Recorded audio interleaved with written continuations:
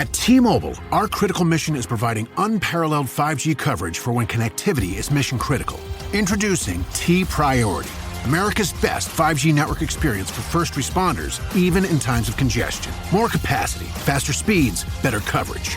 T-Priority from T-Mobile, built for tomorrow's emergencies, ready today. Discover more at t-priority.com. For qualifying organizations on eligible rate plans, coverage not available in some areas and may be impacted by emergencies. Holiday presents, in the red corner, the undisputed, undefeated Weed Whacker Guy. Champion of hurling grass and pollen everywhere. And in the blue corner, the challenger, extra strength, Holiday. Eye drops that work all day to prevent the release of histamines that cause itchy allergy eyes. And the winner by knockout is Holiday. Holiday, bring it on.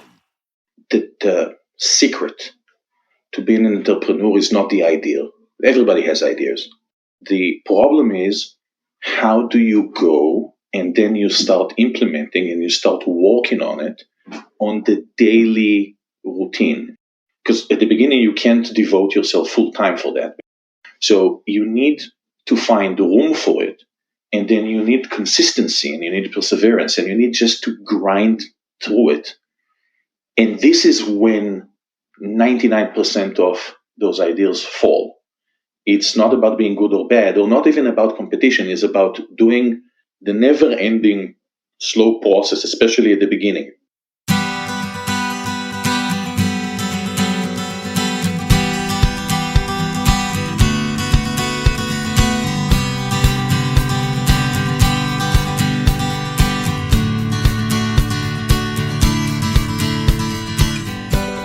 Welcome to the Parent Footprint Podcast with Dr. Dan. I'm Dr. Dan, your host, and let me tell you about our mission at Parent Footprint. It is to make the world a more loving and compassionate place, one parent and one child at a time. We believe the key to raising happy, healthy, and engaged kids is for us parents to seek the same in our own lives: happiness, health, and engagement. We firmly believe that awareness is the foundation for your vision of successful parenting, and with increased awareness and intention, we can be purposeful about leaving a healthy footprint on our children. Today's show is Family Finance with our guest, Benny Nachman. Benny is a father of two boys, a serial entrepreneur with a proven track record in building a global bank with over $7 billion in annual revenue.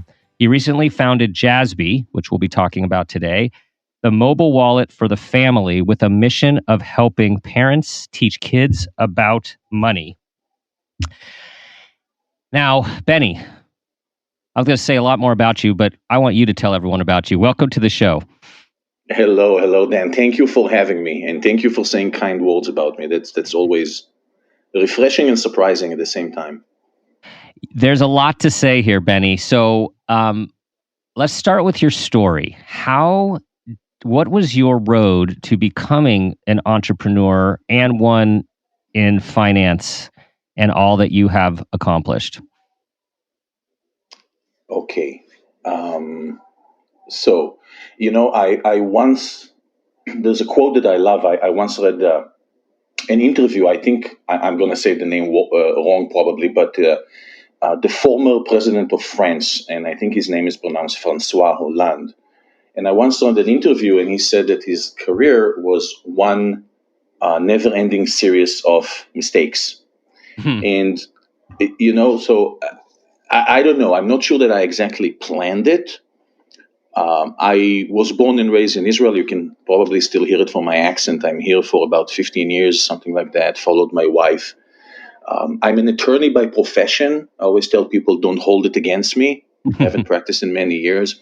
But I think in my heart, and this is probably since childhood, I'm always like an entrepreneur. I want to build things. I want to start things. I want to build companies, businesses, even before probably that I could maybe articulate it exactly that way. So Jassby is my third company. I had my first real business was when I was in law school, so still a kid, and a few friends and myself, we started a company that was aimed at helping students prepare for GMAT.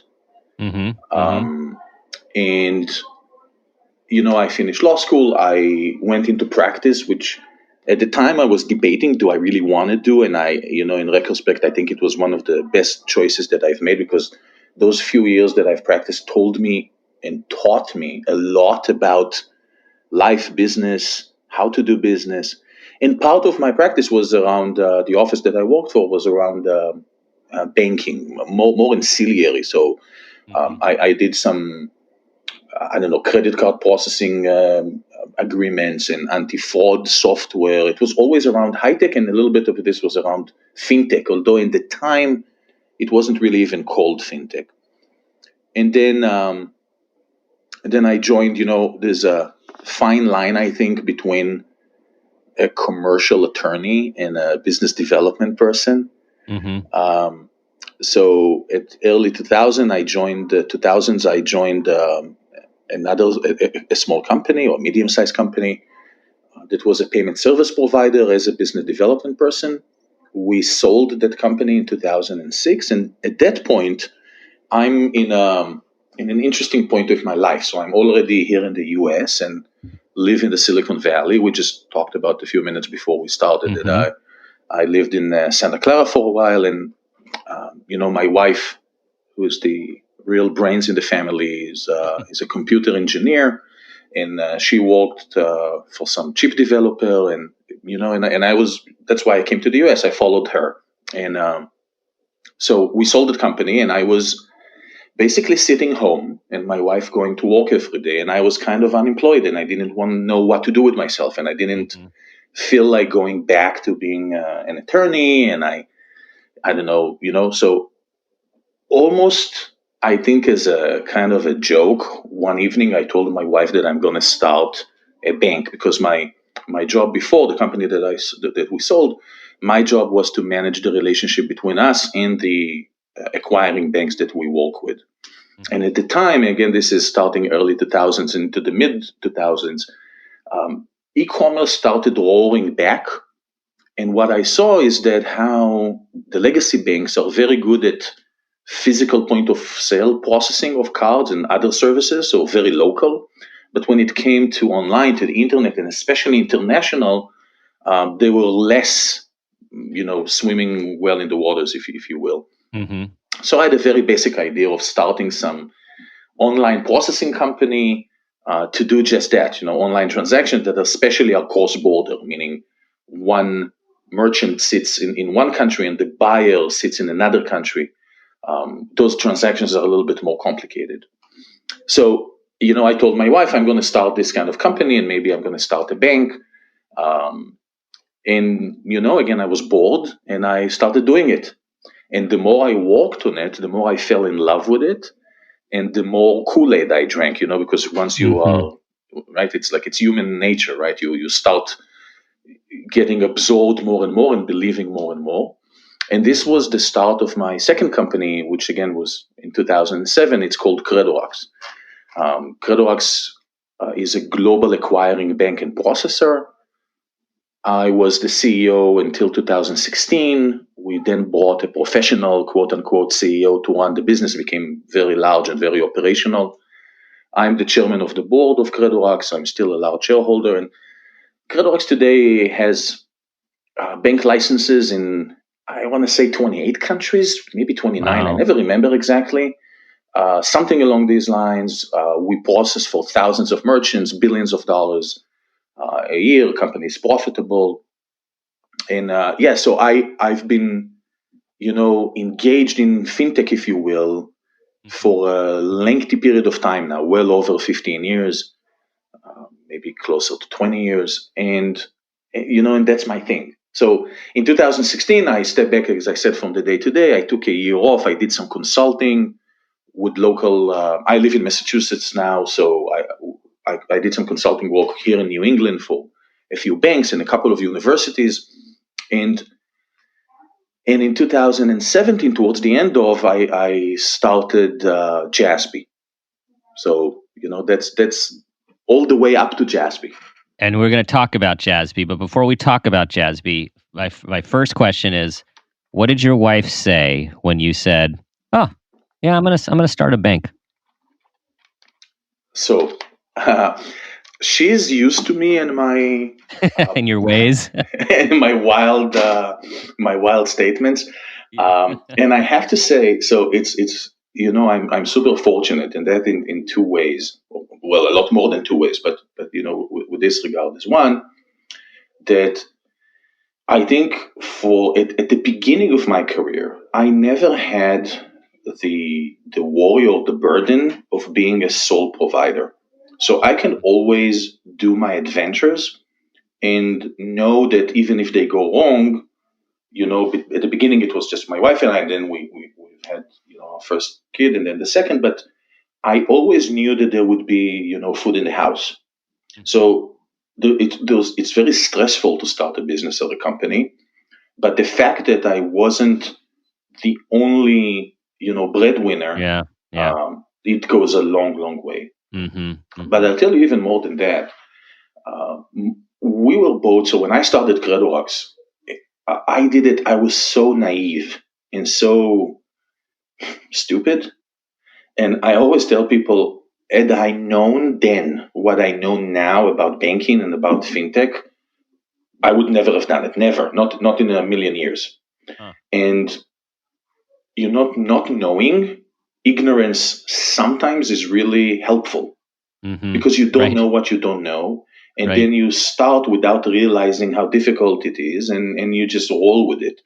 So sometimes I think back on what I did in 2007 until, let's say, 2010, and it's amazing to me. And something else, when people that were smarter than me told me how difficult that whole journey is going to be and how difficult it is to get bank licenses and all of those things, I didn't believe them.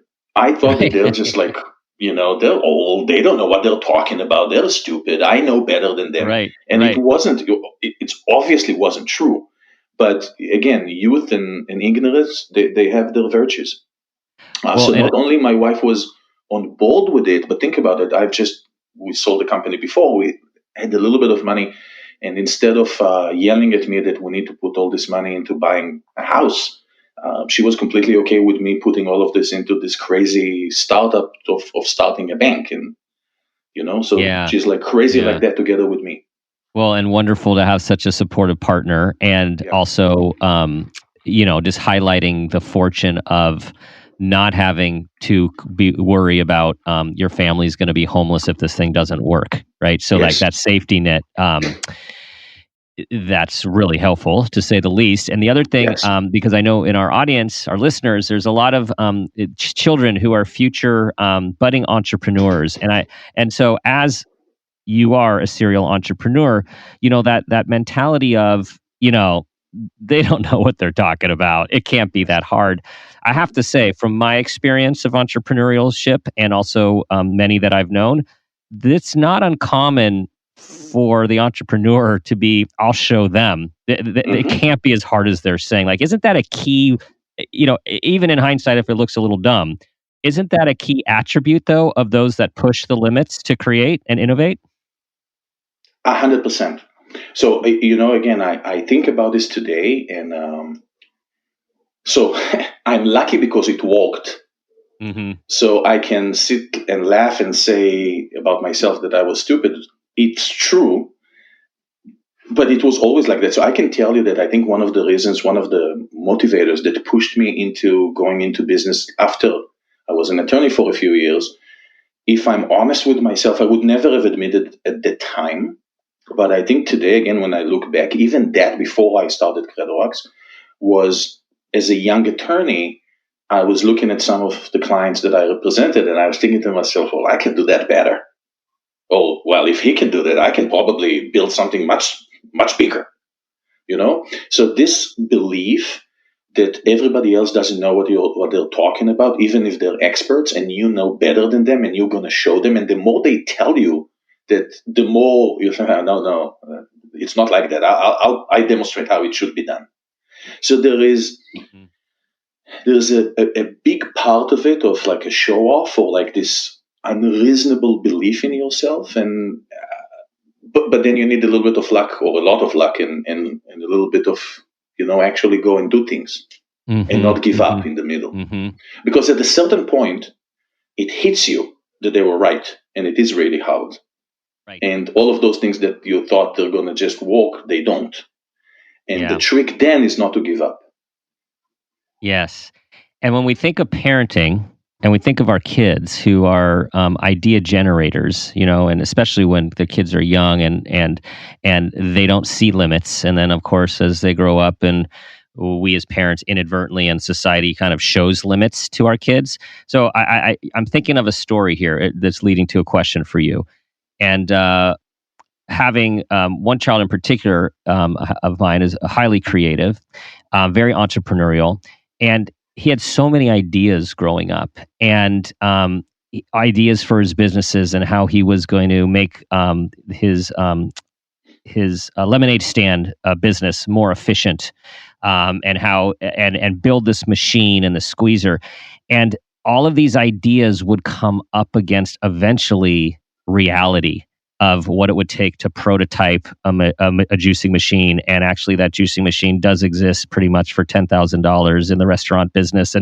And I remember trying to lead him as much as go with it until we would hit some reality point.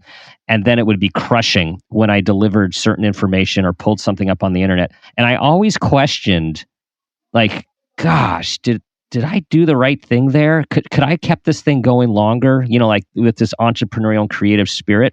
And I'm just wondering, as a father yourself and as someone who is like this, how do you support this entrepreneurial and creative spirit while also managing the reality and limitations of certain, ideas? That's a wonderful question. So I'll tell you something. I have two boys, and one of the things that we always talk about,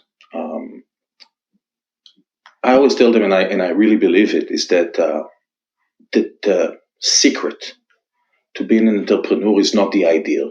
Everybody has ideas, and there are probably tens of thousands of good ideas. What do you mean? Millions of good ideas every day by millions of people. And that's not the problem. The problem is not the idea. The problem is, how do you go and then you start implementing and you start working on it on the daily routine? And at the beginning, it needs to be, because at the beginning, you can't devote yourself full time for that, either because you have another job or if you're a kid, because you go to school and you have homework and you have other things to do. So you need to find the room for it. And then you need consistency and you need perseverance and you need just to grind through it. And this is when 99% of those ideas fall. It's not about being good or bad, or not even about competition. It's about doing the never-ending slow process, especially at the beginning. So I always encourage them to go and actually do the work, right? And I don't care so much, by the way, if there is something like that or not. Or so, for example, a year ago, something like that, I think, before Corona. So I think Corona warped our time, at least for me, perception. So now it's difficult for me to remember if it was a year ago or 2 years ago. This year seems very long. For sure. So my sons were relatively close in age, so they do a lot of things together and play together and all of those things. They came up with an idea for a video game. It was actually very cool. And I told them, okay, so now do the work. Start writing down the rules. Find a friend that can, is a good illustrator and have him draw a few pictures of what the characters would, do the work. And it doesn't really matter if there are games like that or not, because so what? So do it better, so do it cheaper, so do it faster. When I started CredoRocks to do an online processing, there are hundreds of banks in the world that do online processing. So what? My platform was better. So I'm not saying, what I told them, and they're still working on it, is just do the work. And the work is what usually is where people drop off. and then hit the first obstacle. And I think, again, the trick is you continue. So, you go raise money. The vast majority of the times that you're going to go talk to investors, you're going to hear no, like almost always. Yep. Right? So again, at least for me, what I always tell people is that it's a funnel, right? So you go to 100 meetings. In 70 of them, it's a no immediately. Like some of them will tell you, well, they're being polite. They won't say it like that. But, they'll tell you politely that that's a stupid idea and that's not for them. And here's the door. Can you leave? And there is something in it. So, again, when I was walking out of those meetings, I would shrug and say, those old idiots, they're stupid. They don't even understand what I told them. I know so much better. It wasn't true, but it doesn't matter. All it matters is that you believe it. And then you go to the other 30. Out of those 30, they listen to you. Half of them will still say no, even if they think it's a good idea, because it's not a good fit for them. Mm-hmm. And at the end of this, so I won't drag it on, you're left with one, but one is all you need. Mm-hmm. Mm-hmm. So it's the doing it again and again and again and not giving up even when it's hard. That's the difficult part. Mm-hmm. And then that's the message, right? That's the message to our kids is the tenacity, the perseverance, right? Yes. The perseverance. And the other thing you said, which is another, an entrepreneurial mandate is to totally believe in oneself and one's idea and product, right? Like that, whether everyone else thinks it's ridiculous, whether we can, go to the moon or build underground tunnels, like if that person believes it and has a plan and sticks with it, you're going to get somewhere. Yes. And I tell you what would happen to me, because it's easy to talk about it when it's now in the history. It's more difficult to go through the day to day. And everybody goes through difficult moments and crisis and all of those things. But I can tell you, I thought about it, a while back in another connotation, but I remember myself, there were a few times where, it seems like money is going to run out, or I got a big setback with one of the regulators in the beginning of our quest for the first bank license. And I remember myself going home very depressed, spending an evening with my head down, looking at the floor. But then I would wake up in the morning and it was like a phoenix. I said to myself, I remember having conversations with myself in my head, which I do all the time, and saying, forget about it. This guy is just stupid. Doesn't matter. Here's how it's going to work. And I went and did all of this again. Get up, do it again. Yes. Yes. And that's on a sidebar. The power of rest and a good night's sleep is essential to any innovation and creativity. Evening is always when it looks. Evening at night is when it looks the walls. Right. So never make decisions at night. Never. Only in the morning after you ate. Yes. So let's transition to Jassby and family. And as your world started to transition to family, tell us about this, where Jassby came from, and of course what it has become. So Jassby came from a combination of my own experience, raising two boys, and my kids were born into me starting CreditWalk. So my first son was born in the end of 2008, so it's about 6 months or so, or I don't know, a year after I started CreditWalk. And so they grew up with me kind of running a small bank. And then they started going into school. And that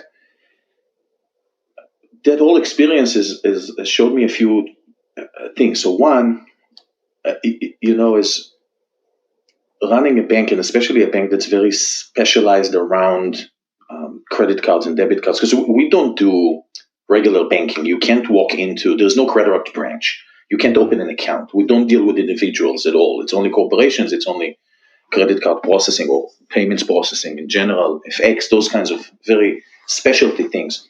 So, when we were moving to Massachusetts and got to know, our new neighbors and your community and school and all of this, and people always ask you, what do you do?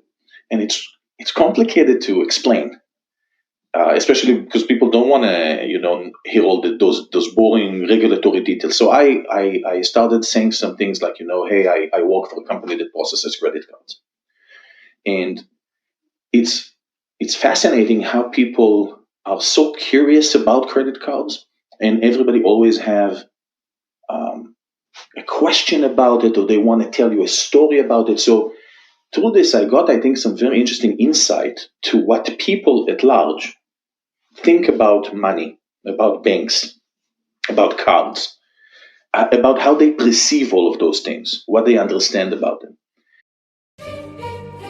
This episode is brought to you by Prime Video. In the small town of Holland, Michigan, nothing is ever what it seems. Behind the tulip festivals and pretty houses lay dark secrets that threaten to tear a marriage apart. Nicole Kidman stars in this darkly twisted thriller about a wife and mother whose quest to uncover her husband's secrets may get her more than she bargained for. Holland, streaming on Prime Video March 27th. Experience a progressive lens engineered with AI from Essilor, powered by individual measurements of your visual behavior. A lens personalized to you by an Essilor expert. Discover Verilux XR Track and enjoy instantly sharp vision in motion and seamless transitions from near to far. Find your local Essilor expert today at Essilor.com. This episode is brought to you by Shopify. Forget the frustration of picking commerce platforms when you switch your business to Shopify, the global commerce platform that supercharges your selling wherever you sell. With Shopify, you'll harness the same intuitive features, trusted apps, and powerful analytics used by the world's leading brands. Sign up today for your $1 per month trial period at shopify.com/tech, all lowercase. That's shopify.com/tech. And as my kids started, so that's maybe more on a philosophical level, but as my kids started going to the school system, I noticed a few things. So one, they reach an age when they ask for allowance, and I was trying to, so I did a deal with them, I think when my first one was at first grade, that I'm going to give them, I think it was $3 a week every Sunday. And what would happen is that at the time I would travel a lot, so half the time, I don't know, I wasn't there, or I would just forget even if I was home. I was tired and jet lagged. And half the times that I did remember, I didn't have $3. And especially not $3 twice, Right. So it became a nuisance. Like, I don't know, like, where do I get $3 now? And then I also noticed that, so it was really difficult. And it was difficult for them to use it, because once in a while I would just pay them up for all the weeks that I forgot. But then when they needed to use the money, how would they actually use it? Most of what they want is some video game on the iPad. So it didn't work. And I started thinking to myself that I'm supposed to be this expert and relatively well off, and I have credit cards and bank accounts and all of this, and it's so difficult that it must be difficult for everyone. And then as they grew older, I noticed that school, nobody talks about money in school at all. Mm-hmm. Mm-hmm. And I started doing some research, and I found out that in 41, I'm speaking from memory, so I hope I get the numbers right, but somewhere around that, 41 out of our 50 states have absolutely no program about money or financial literacy at school. Not at all. Oh. And the 9 that do, it's super limited, so it's almost like they don't. And it's interesting. So we don't talk to our kids about money at home. The vast majority of households just don't. And we never talk to them about this at school. So we're raising, and this is not a new phenomenon. This is going on for 15, maybe 20 years. So we're raising generation after generation of kids who graduate, who go into college, and can't calculate APR, don't know what cumulative interest is, don't understand why it's not a good idea, only to pay your minimum payments on your credit card. And it's not their fault. We've never talked to them about it. And right. I've read somewhere, which I thought was funny, so it's not my idea, I'm just repeating it, that somebody said that in Victorian times, sex was a taboo, and nobody talked about it ever at all. In our times, money is a taboo. We talk about sex all the time, everywhere, including in school, but we never talk about money. Huh. So it's like it switched, So money is something that you apparently don't talk about. And it's so essential to everything that we do. Mm-hmm. So all of those things, so the part of it is the philosophy, and part of it is me not being able to give my kids allowance, and the kids not being able to actually use the allowance once I remember to give it to them, brought me to Jassby. And what we do at Jassby is that we, in a sentence, Jassby is the way for families to move money. We connect kids and teens. So kids is anywhere, I don't know, 8, let's say 7, 8, third grade, to 18, 25, whatever you want. Mm-hmm. So up until teenagers and also young adults. So we connect kids and teens, parents, and also we also started grandparents.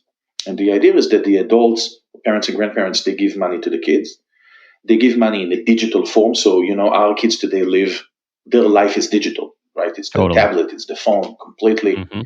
And so the money goes immediate, it's easy, you never forget. If you forget, you can set up automatic allowance, you can do chores, you can reward for academic results. You do what works for your family. It doesn't matter. Some people, I know some of our users, when I talk to them, tell me that in their family, it's a weekly or monthly allowance, and then chores and everything else is expected because you live here. Some do the opposite. They don't do allowance, but they do chores and other things. Some do some sort of, what I do, by the way, some sort of middle ground. I give them allowance, and then normal chores like feeding the dogs are expected. But if it's something very unusual, like, I don't know, a spring garage cleanup, then I'll give them some more. You know what I mean? Mm-hmm. So it's like an extra regular chore. And then the kids can do 3 things with the money. They can save. They can do good. We work with a list of nationwide charities. And the third thing they can do is spend. And the spend they can spend in our Jassby shop, which is in-app. And they can also sign up for the Jassby debit card or virtual debit card. And then they can spend online or anywhere that Apple Pay is accepted. And throughout all of those things, they also learn financial literacy without even understanding that they're learning it. They learn through experiences. They learn through doing. So you've basically brought your online banking experience to the family with interfacing with everything one needs to interface with. Yes.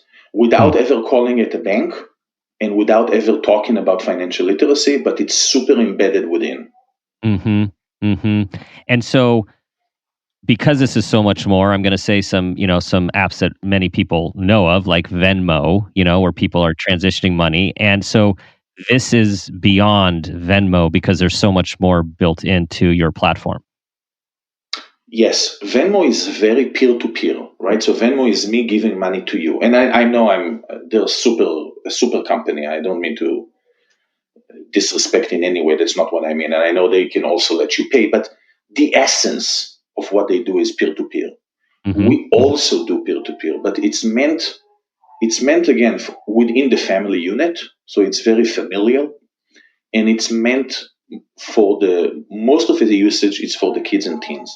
And it can be used again to save money and to teach about savings. It's meant for them to do good. It's meant for them to manage a small budget and plan a small budget. And it's meant for them to understand early how money works. But it also is meant to just make it easy for the family. Again, as a parent, I know how frustrating it can be. I just forget about all the philosophy and all the high words. I just want to give him $5, man. Yeah, and the kid wants the $5, and he wants to just be able to buy something, for $3 on the App Store. So it's sometimes it's just like the small things. Mm-hmm. Mm-hmm.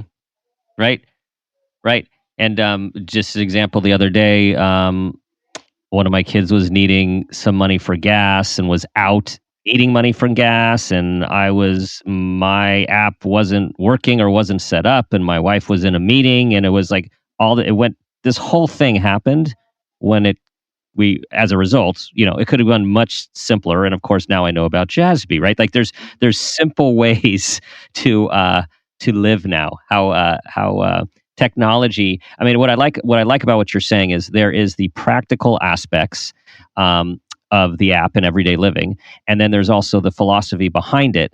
And speaking of philosophy, so raising financially smart kids, I think you've started to tell us the ingredients which you believe is necessary to raise financially smart kids.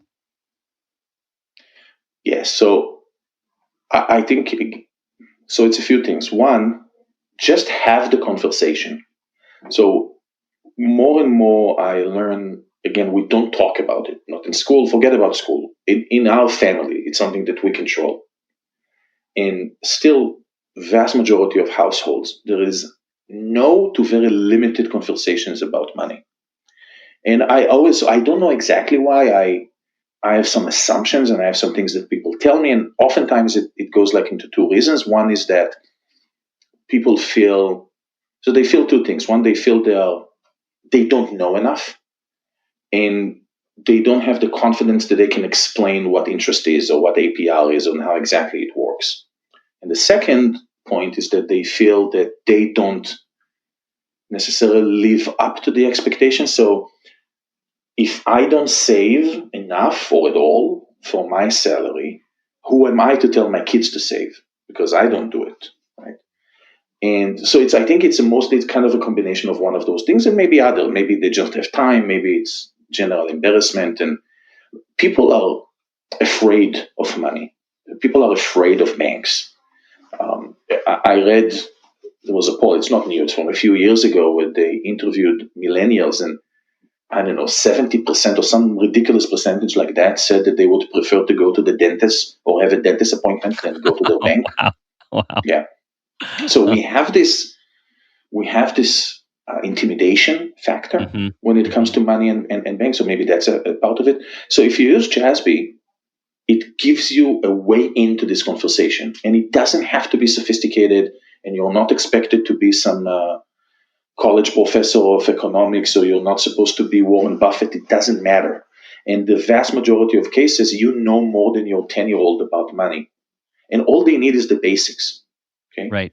Then if I want to tell you the number one important thing, or two or three important things, saving, teach about savings. If you want to be financially successful or more than average successful, or whatever you want to call it, savings is such a fundamental aspect of all of this. Second is planning, budgeting. Doesn't have to be perfect. You don't have to follow it. It's okay to make mistakes. And even if you, at the end of the day, exceed your budget or make mistakes with the budget, the fact that you budgeted and you thought about this, right?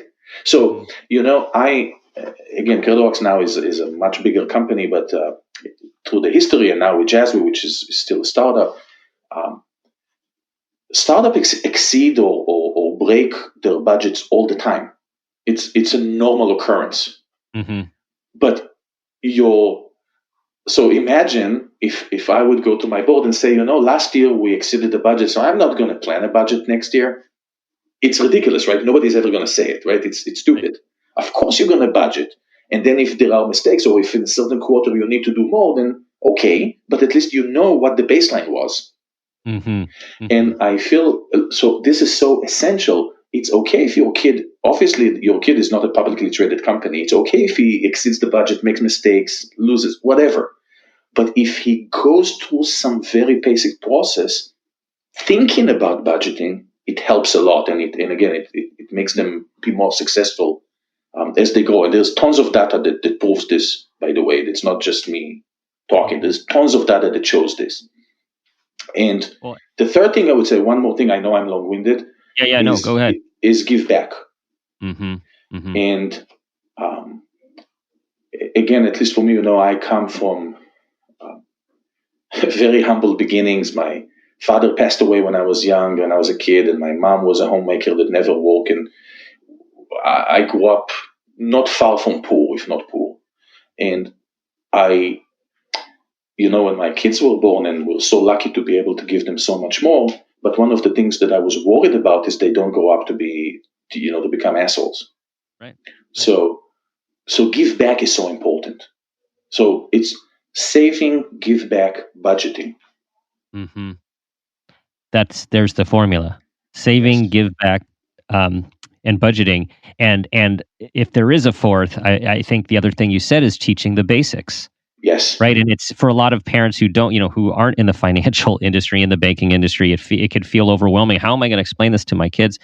And on the one hand, it's important because this show is all about awareness, is first of all to think back, folks, about what you learned or did not learn about money when you were young, and what you would have liked to have learned, and how you maybe stumbled upon it in more difficult lessons and maybe could have been avoided. But it really is, as you're talking about, Benny, it's the basics like compounding interest, APR, saving. I mean, it's not. We don't have to make it rocket science for it to be really impactful. There is a story I've told before, which I really love. It doesn't even have to be that. My son last year, I think, really wanted Apple AirPods. And those are expensive things, even if they're not. I think he bought not the newest one, but it's still $150, something like that, I think. And he was saving for a long time. He really wanted it, and he wanted to buy it himself. So after I don't know how long he was saving, and we helped him with the last $20, $30, and the day came when he had enough. So he wanted to go and buy it. By the way, until today, this is his most cherished possession because he bought it himself. It wasn't a gift. Wasn't something he worked for it. So, but that's not the story. The story is that when you buy electronics, oftentimes you get this pop-up if you want to pay additional amount. I don't know how much.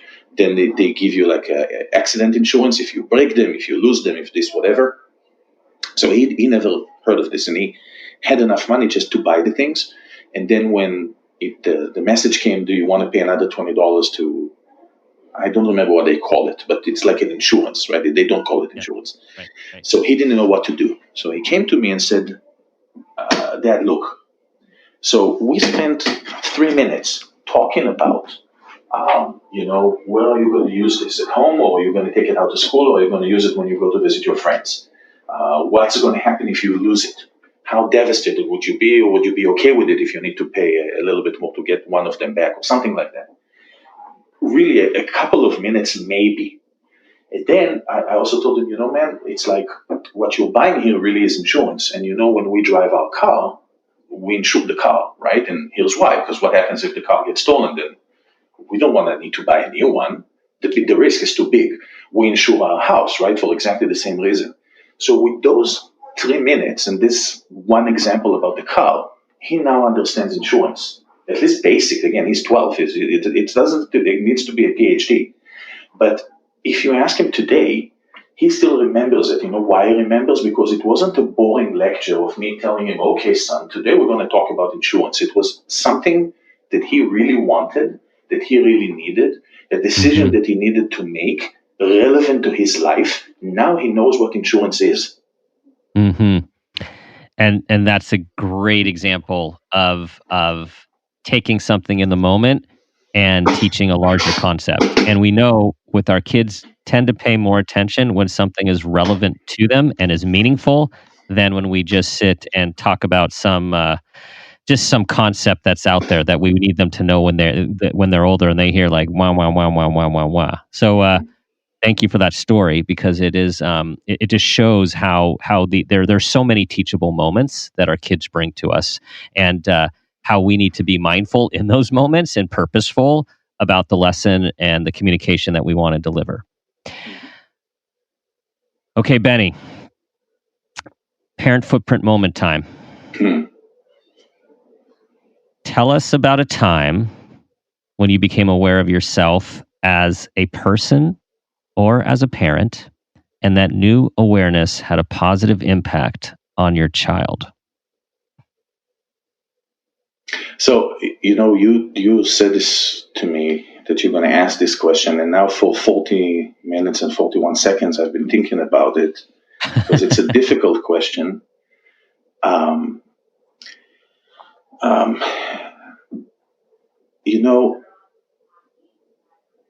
I think, so I have two things and I need to choose between them. I think when I was, especially at Credo Rockstead, especially at the beginning, I used to travel like a crazy person. And at the time we lived again in California, we lived in Santa Clara, and a lot the business, or the licenses and the visa membership, we had to do with visa headquarters in London.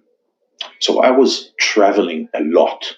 And San Francisco, London is like a 10-hour flight, and so maybe more, and 10-hour time difference. So it's difficult. Your like time zones are completely the opposite. And so I would go on the road on Monday morning and come back on Thursday evening or Friday or things like that. And when my kids were very, very young, so, I think especially for fathers, and, I hope your audience don't get mad at me. I think it takes a little bit longer to get really attached when the kids, when they're babies, when they're newborns. Mm-hmm. Mm-hmm. And one of the things, and I don't remember exactly the year, and I don't remember exactly how old he was, but with my first one, there was a point where he was not, I think he was not yet standing, so he was still a very, very young baby. But I came back home again one evening, probably on Thursday or Friday, after being away for a week, and when I got to his room, he was beyond himself to see me, and he reached out, he wanted me to hold him, and I think for an hour or something like that, like he didn't let go. And it wasn't, I can't tell you that before it wasn't like that. It's not like I didn't love him before. Of course I did, but maybe not the same way. I don't know if I'm making sense to you. Yeah. So something like that, like the understanding all of a sudden that the baby is, it's not just a baby, it's not just your responsibility, but there's like a real person there that misses you, or when you're away, there is a toll that he pays, even if he can't explain it or even know it because he was so young. Mm-hmm. Mm-hmm. Yeah. And I imagine that made it harder to leave the next time? Yes. Mm-hmm. Yes. Mm-hmm. So when you travel a lot, and now thankfully Jassby is very, very US based, it's a lot less international. So I have to travel. Well, this year I haven't almost traveled at all since February. Now I miss it. I never believed that I will miss it, but now I do. I want to go back. But when you travel a lot, and in the Credorox days, I used to travel almost on a weekly basis. It's very difficult. And then the day before you travel, you start getting depressed because you need to travel. Yeah, I have you're triggering a similar experience. There was a time when I was traveling, not nearly as much as you, but more than I wanted to.